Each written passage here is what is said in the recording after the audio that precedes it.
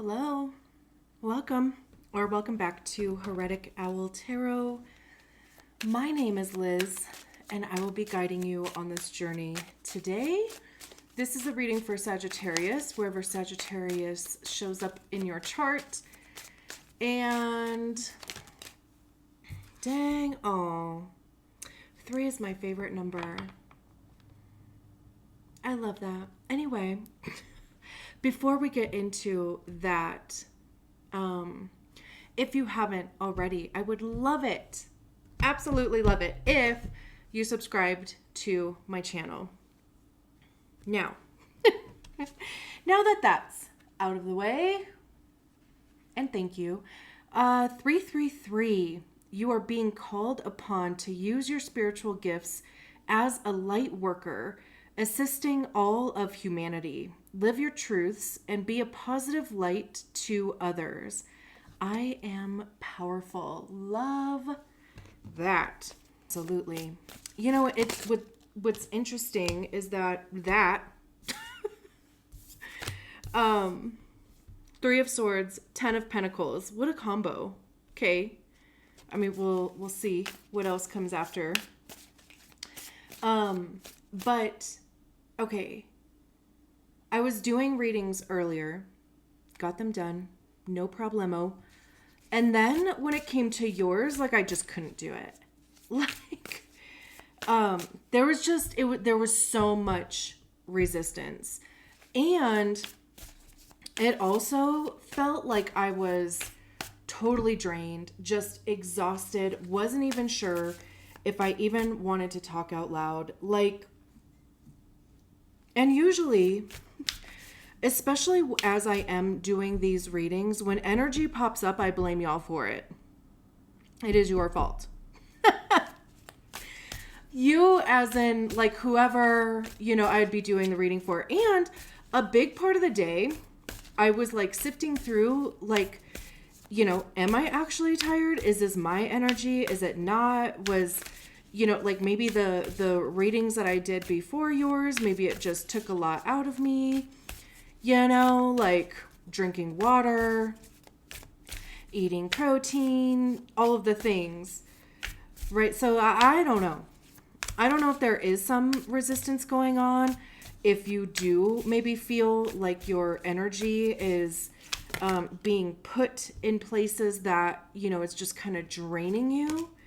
We have the 5 of Pentacles, the Page of Cups, 8 of Wands, one more, which is also interesting for, that's too many cards, this Oracle card to come out too, because it's one of those things of like, if you are, giving your energy, spending your energy in places that are not necessarily aligned, then yeah, there's going to be a feeling of draining from that. We have the King of Pentacles and then the 8 of Swords at the bottom of the deck. So let me just make sure everything is in frame here, and then we'll get into your reading. Okay. It's a good thing I look these days, because it would drive me crazy I don't know how many people actually watch the video. It's not necessarily necessary, but it would drive me nuts if it stayed like that, like the way that it was. You know what's also interesting too is that as soon as I was like, you know what, no, I'm gonna do this reading. It's gonna get done. We're doing it. I just looked at the timer. It's 4:44, which is interesting, and that little blimp that came through. As soon as I was like, no, I'm gonna do it, all the energy came back. Like, I feel energized. So interesting. It's like, once you make a decision type of thing. So let's just start with the 3 of Swords. So the 3 of Swords have to do with our mind, our mindset, beliefs, ideas, inspiration. How are we even communicating those things? I also see Swords as being the suit of ego, because that is generally where we hear our ego, is in our minds. So the Three of Swords does generally talk about heartbreak, disappointment, betrayal. Disappointment, did I say that word already? Like, it's just feeling let down in some capacity. And however, though, right, it's swords. So it's how is that experience or those experiences, the feelings, what stories are we attaching to those things?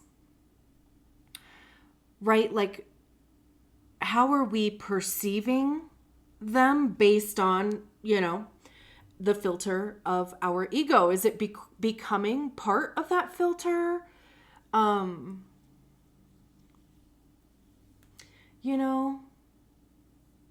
we attaching an old story to a new experience?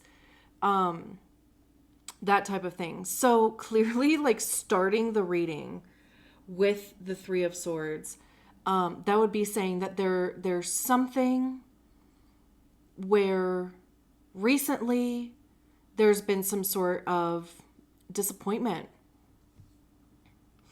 And it's paired with the Page of Cups. And cups have to do with our emotions, how we feel about things, how we feel about ourselves, how we feel about, the people around us, what we're doing. There's also creativity in there, intuition, and the keywords in the book. I love when tarot decks come with these big, beautiful books. It says, open, dreamy, young at heart. The Page of Cups is here to show you a new opportunity or path that you haven't considered before. They encourage you to open your mind to any and all things. You might discover something completely unexpected, even if it seems out of reach. This card may be showing itself to you in the form of a dream, a spontaneous connection with a stranger, or a brand new opportunity to try something you haven't before. The Page of Cups can represent falling in love, be that with yourself, who you are becoming, someone new, or even a new or rediscovered interest or idea. Embrace this dreamy feeling and explore it. You might receive something unexpected, and this card is encouraging you to embrace it with open arms. You may be a bit naive at this moment, but what's important is that you go with the flow, trusting your intuition and with an open mind. I love that. I'm glad I read that. Because too, like, the Three of Swords, there's so much to be learned in the Three of Swords. Like, if you use your experiences to propel you into what you are manifesting, something new, discovering what it is that you love, even with that Oracle card talking about being a light worker. I mean, I feel like most maybe light workers, they've been through some shit, right? And that's how or why they become pillars or places of healing, because they're able to hold that space. They can recognize the importance of the work that they do. And I mean, they've more than likely benefited greatly from, receiving that same light work. So I love, just the whole open-minded, open heart too, because again, we're talking cups, new path opening up. And after that is the Ten of Pentacles, which is, tens are a completion. Pentacles have to do with our money, how we get it, how we save it, how we spend it. It has to do with our time. How are we spending our time? Where are we physically showing up in our lives? It could also be our health, our physical body, anything tangible, anything that we place worth and value on. And the Ten of Pentacles is reaching a point of success. It also does involve other people. So, community, support from your community, but obviously like you are giving something to where you are receiving something in return. Legacy is involved with the 10 of Pentacles. Generational wealth is involved with the 10 of Pentacles, because there's generally multiple generations depicted on the card. So whatever this situation is, it is almost, it's there. The creation of it is there so that you can be put on a path of your highest good. Like it's abundant in the sense of supporting you. It's abundant in the sense of you supporting others, however that looks. And it's paired with the 8 of Wands, which also talks about unexpectedness. So it's crazy. It's like there just might be something that boom shows up and you're like, oh, I didn't even consider this. Or, once it does maybe even drop into your realm of consciousness, maybe at that point, you start making connections. It's like people just show up in your life and maybe they have the resources that they can share with you to get you going. Wands are fire. So, it's taking action. It's the motivation behind the actions that we take. I also see Wands as being information by way of experience, because that's what we get by trying things. What works, what doesn't work, what do we like, what don't we like? And truly, the only way to figure those things out is by trying things. If you don't like something, you pivot. You try something else, or maybe you try it in a different way. Maybe you like one aspect of something and you like another aspect of another thing, and you figure out a way to meld those together. But the 8 of Wands, again, it's movement forward and very quickly. It could be communication. It's, again, even I think the book was talking about even, having a conversation with a stranger or making a connection with a stranger. It's just like right time, right place.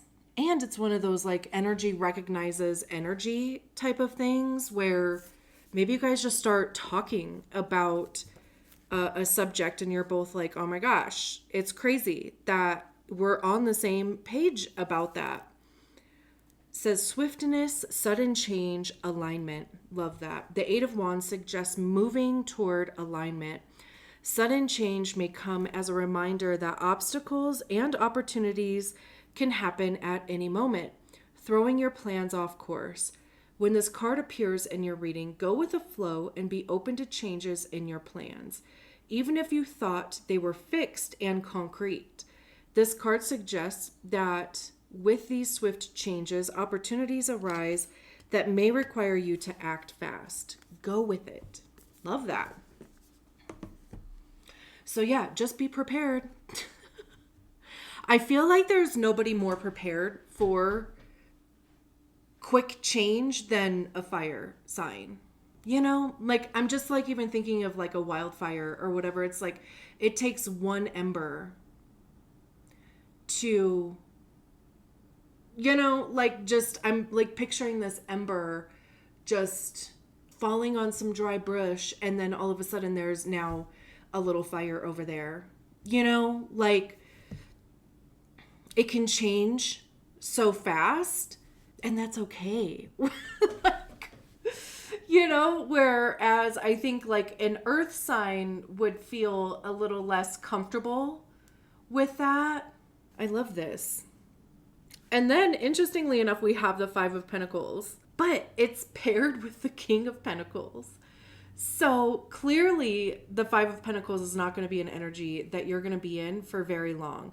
It could just be transitionary, because 5s are transitionary energies. They're nothing to, pitch a tent and get stuck in.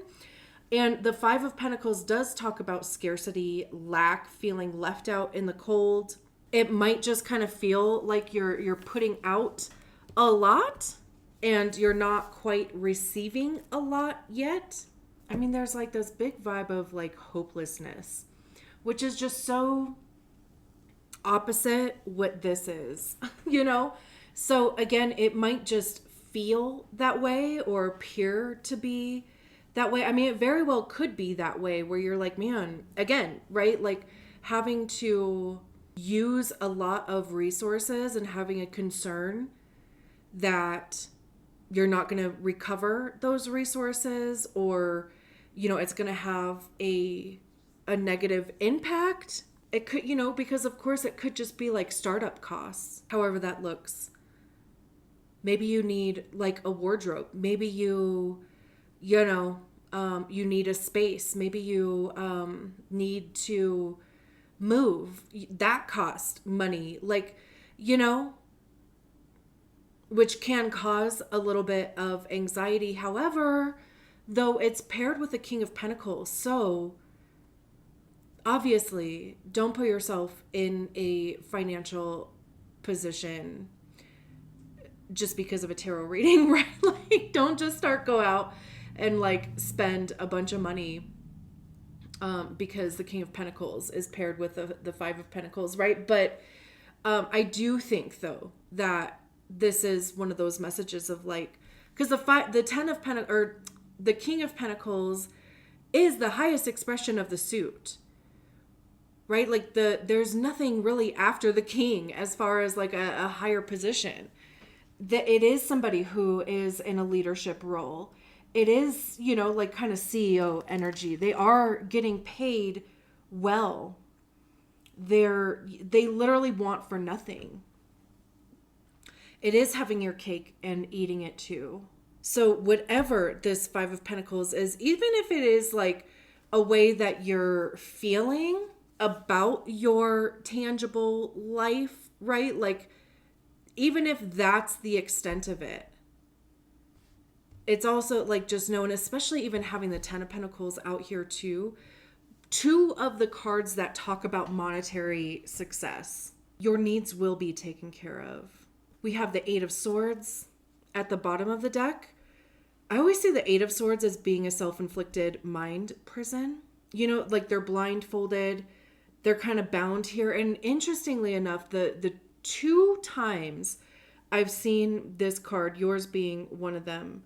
So, you know, we can see that they have these ropes around them, right? And for whatever reason, I don't know what it's actually called about, like, you know, binding somebody, but I keep getting this feeling of consent with this. And since it is the Eight of Swords, and since it is, you know, a card that talks about, again, you know, kind of putting ourselves in this frame of mind of, you know, anxiety or worry or feeling like we have no other choice, we can't see a way out. But truly the message behind the Eight of Swords is like you're one decision away from like changing your mind.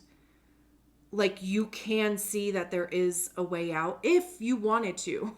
Like it is there, but it is sometimes hard to see if we are just in that fight or flight, if we are like in, of course, survival mode, like if we're, you know, just in that cycle of thinking. But it's like you are consenting to that. Like you're allowing that frame of mind, the mindset to happen. I also think, just like the Three of Swords, there's a lot to be learned and gained from the Eight of Swords, because if you can objectively and logically look at whatever those stories are that are causing that anxiety, like is it a limited belief? Is it fear? Is it, you know, inner child wounding? What is the story that is creating this environment in your head? And is it true or not? Right? Like, is it true for you now? Or is it an old story? Is it an old limiting belief? Is it just something that, you know, it's worked as a quote unquote protection up until now, but now it's just like holding you back? We have the Chariot card, which is also a card of swift action. This is being divinely guided. Things can move pretty quickly with the Chariot card, like if you would get out of your own way type of thing. And almost too, like, it's almost like you could see how fast things could move if you went in that direction. And maybe